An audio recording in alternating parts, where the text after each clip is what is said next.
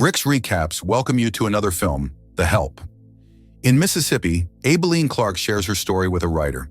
Growing up on a plantation, she always knew she'd become a maid like her mother and grandmother. She's cared for 17 white children while her own child was raised by someone else.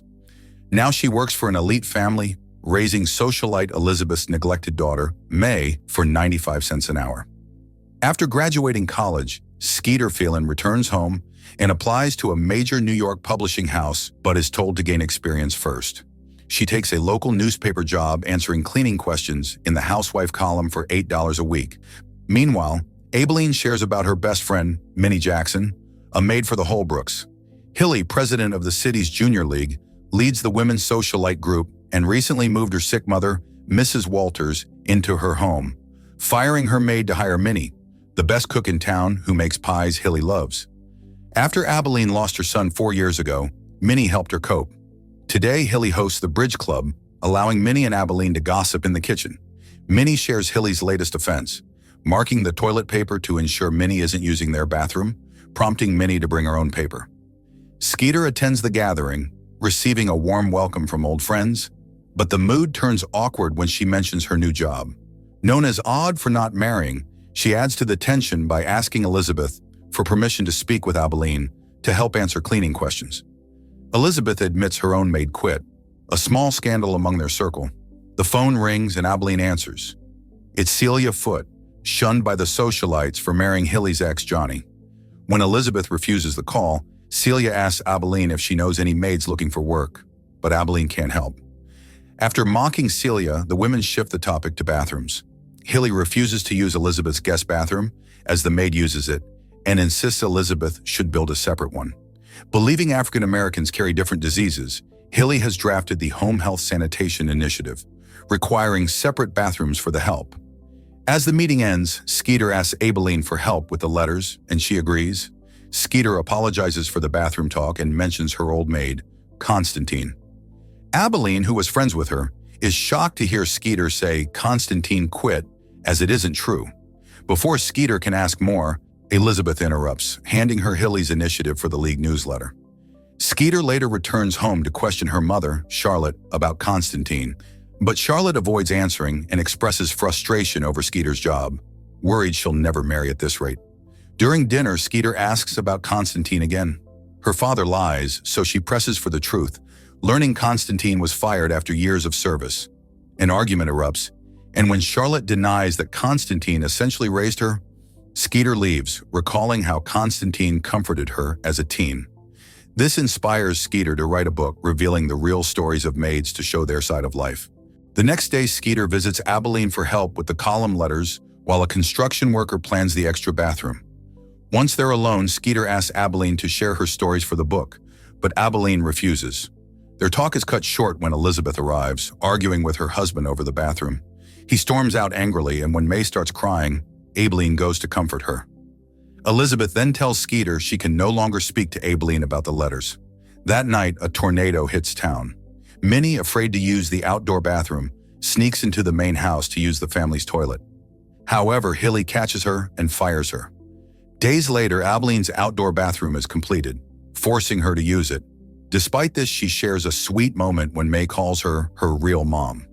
Skeeter visits Abilene's neighborhood to ask for her help again, causing her to miss her bus. Abilene refuses, explaining her cousin was burned just for walking near a voting station and won't risk her life. Skeeter gives her a phone number anyway, but Abilene declines a ride. Skeeter researches laws affecting non-whites and uncovers disturbing rules, like the risk of jail for publishing ideas about equality, restrictions on book exchanges between white and colored schools, and the prohibition of colored barbers serving white women. Later that evening, Abilene gets a call from Minnie, who admits to doing something awful. Hilly has spread rumors that Minnie is a thief, so Minnie took revenge with a special pie. She doesn't reveal exactly what happened, but breaks down in tears, fearing she'll never get another job. Their conversation is interrupted when Minnie's husband comes home and beats her for losing her job. This makes Abilene reflect on the book, and after hearing her pastor speak about God wanting his people to be courageous, she calls Skeeter to share her stories. Skeeter parks far away so the neighbors won't see her car, and tells Abilene she doesn't care if the stories aren't flattering toward white people. She wants to publish the truth, bringing us back to the start of the story.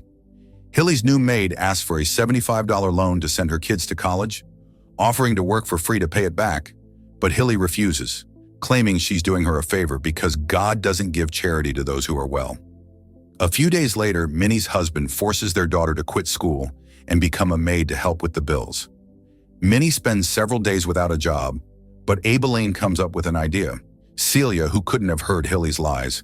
Minnie visits her and is warmly welcomed, as Celia, an awful housewife, desperately needs help, especially now that she's pregnant. Celia offers Minnie the job, but only if she keeps her employment a secret from Johnny, and Minnie agrees. At the next Junior League meeting, Hilly announces that her health initiative has been sent to the governor and reminds Skeeter to include it in the newsletter. Skeeter has been avoiding publishing it, claiming she'll do it soon. Meanwhile, Abilene's interviews continue, now discussing Elizabeth's shortcomings as a mother.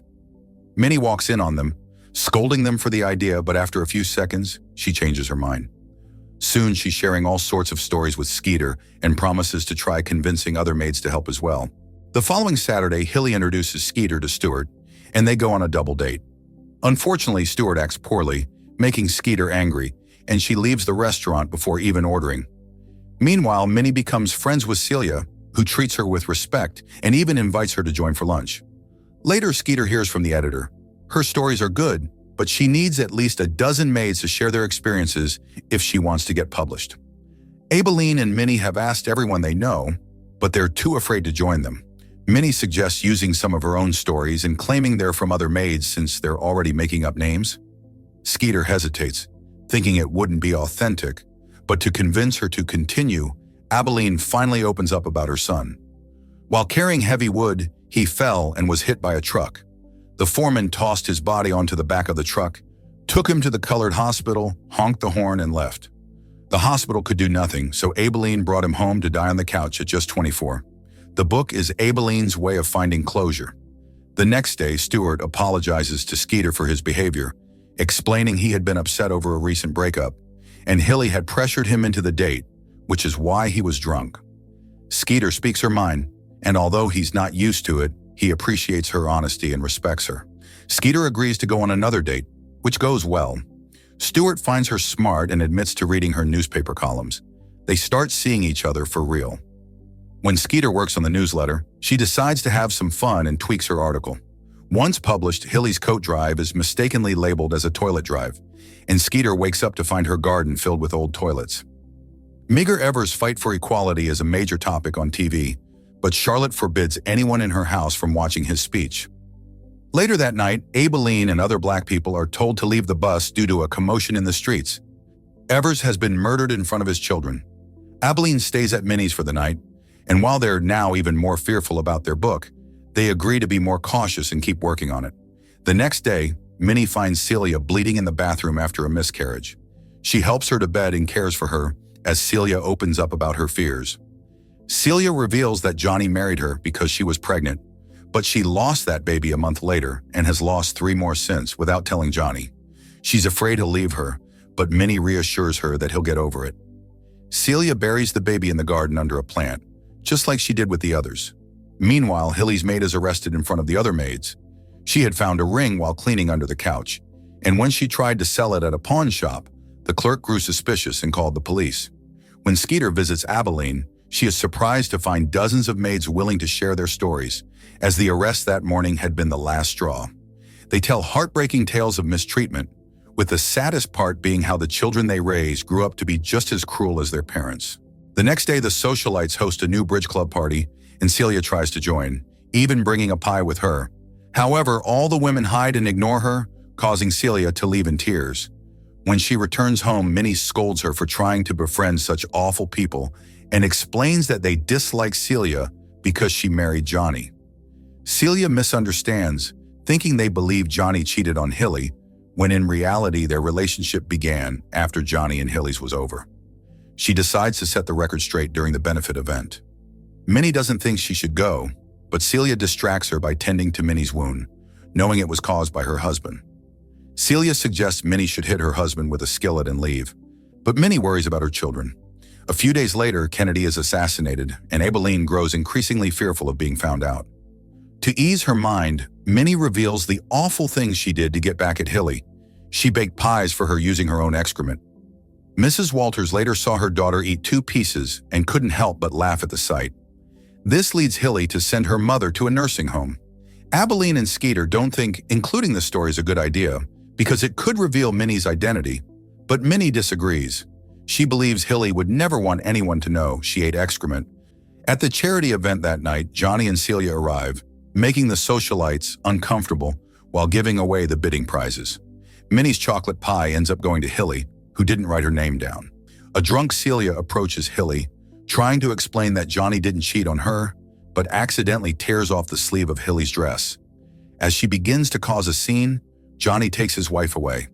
Later, Celia throws up on the floor. After the event, Mrs. Walters takes the pie with her and admits she baked it using Hilly's name, all to annoy her daughter for sending her to the nursing home. The next day, Celia decides she isn't cut out for this fancy life and wants to leave Johnny. However, Minnie convinces her to stay, pointing out that if she leaves, Hilly's manipulation will win. Meanwhile, Skeeter is almost finished with the book and just needs one final story, Constantine's. She forces her mother to confess the truth. A few months ago, Charlotte was hosting a Daughters of America luncheon after being appointed state regent when their meal was interrupted by the unexpected arrival of Constantine's daughter Rachel, who was supposed to come the following week. Normally, Rachel enters the house without issue, but today Charlotte makes her wait in the kitchen. Charlotte refuses to use the service door and insists on entering through the front, saying she wants to see her mother. Under pressure from the other socialites, who remind her of the impropriety, Charlotte gives in and kicks them both out. The next day, Charlotte goes to Constantine's house to bring her back, but they've already left with Rachel. Charlotte sends her son to Chicago to try and talk to Rachel, but it's too late. Constantine has already passed away. Charlotte attempts to apologize for her actions, but Skeeter leaves in tears. After visiting Constantine's empty house to write her final story, Skeeter sends the book to the editor, who offers a modest advance. Despite this, Skeeter sends it out to the maids, and the book is published anonymously, becoming a success. Mrs. Walters in the nursing home reads it and laughs when she recognizes the pie story, calling Hilly to tell her to read it. Unfortunately, Skeeter's success is short-lived as Stuart breaks up with her, calling her selfish after she confesses she wrote the book. When Hilly finally reads it, she panics and tries to stop the rumors that the stories may have come from their town. Hilly finally loses it when she receives a check for her charity from Celia, made out to 2 Slice. Furious, Hilly goes to confront Skeeter, who has just received a letter offering her a job at the publishing company. Hilly threatens legal action, but Skeeter reminds her that to do so, she would have to publicly admit she ate the special pie. At that moment, Charlotte steps in to defend her daughter and kicks Hilly out. Afterwards, Charlotte expresses her pride in Skeeter, congratulates her on her new job, and thanks her for bringing courage back to the family. Meanwhile, Minnie is startled when Johnny approaches her, but he's not there to harm her. Celia has finally shared the news about the miscarriages, and Johnny is there to thank Minnie for supporting his wife. He's always known Celia hired help, and since Minnie's arrival, Celia has been feeling much better. Johnny then takes Minnie back to their home, where Celia has prepared a meal herself. He offers Minnie a permanent position in the household, and she gladly accepts. This new opportunity gives Minnie the strength to leave her abusive husband and take her children with her. The next time Abilene and Minnie attend church, they are greeted with a standing ovation for their bravery. The community has signed the book as a gift to make up for Abilene's name being left off the cover. They take the book to Skeeter so she can see what she's accomplished. Skeeter admits she doesn't think she should take the job offer in New York because she can't leave Abilene and Minnie after all the trouble she caused. However, the maids encourage her to go and build a better life for herself. The next day, Abilene returns from the grocery store to find Hilly accusing her of stealing silverware, a lie that Elizabeth believes, and she fires Abilene. When Hilly threatens to have her jailed if she does anything, Abilene calls her a godless woman, causing Hilly to leave in tears. May tries to stop Abilene from leaving, but it doesn't change Elizabeth's decision, and Abilene walks out, ignoring the crying children. May is the last child she cares for, but Abilene doesn't regret what she's done for her community.